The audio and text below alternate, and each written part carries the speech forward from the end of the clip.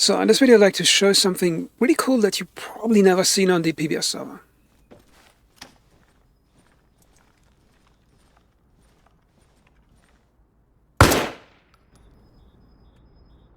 That didn't look that exciting.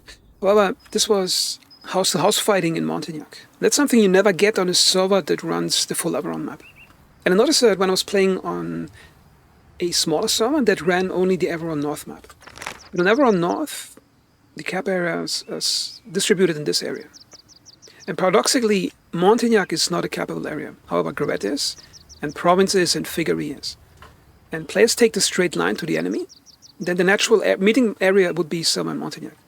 And have you noticed that firefights are always much more exciting in areas not around flag? It's always somewhere where you accidentally meet an enemy. Because then you suddenly have to consider the space you're in and consider your tactics in that space, whether it's in a forest, on an open road, or on a village.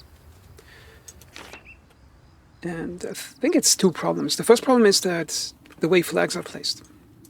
On Conflict, the cap flag for Montagnac is over here, and the buildable area is approximately that area.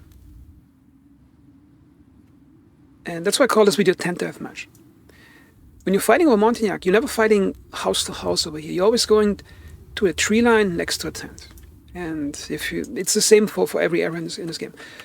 Here, entre deux, you're never fighting in the village. You're always fighting over the tent, which is here, and there's a tree line next to the tent. And if you go to Montagnac, it's a bit more urban, but you still have the cap area up here, and especially in Mortain, you never win by tactically defeating your enemy in house-to-house fighting in Mortain. It's always sneaking along the tree line from here, jumping into the cap area, and then in 3 or 4 minutes, defeating the guys who quickly spawn in a very tight death match in about a 50 to 50 meter box. And the way to change that, I think, would be to... the first thing developers should do is place the capable flags in the center of the big towns, not close to it. So instead of the flag being here, it should be here in the center.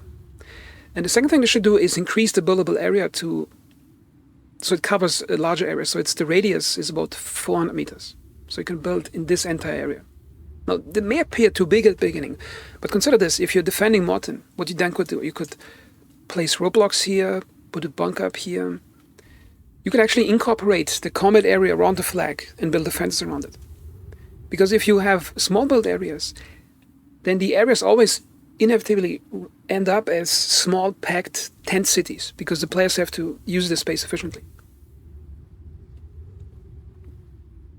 And the third suggestion would be to, instead of just having one flag, let's say for Mortain there would be a center flag, there should be 3 flags, 2 sub-flags. So only if you, let's say one sub-flag is here and one sub-flag is here. And only if the 2 outer flags are capped by the attacker, he can cap the center flag and then he can win the match. Or win the area.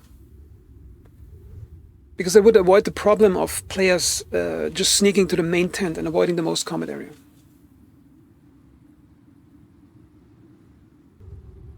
So that's what the video is about, because I think it's very irritating for me when I'm playing on the larger servers like PBS. When I'm driving to Mortain or to Montagnac, I always drive past all these buildings and think of how amazing combat would be in those places, but it's always some tent at the edge of the town.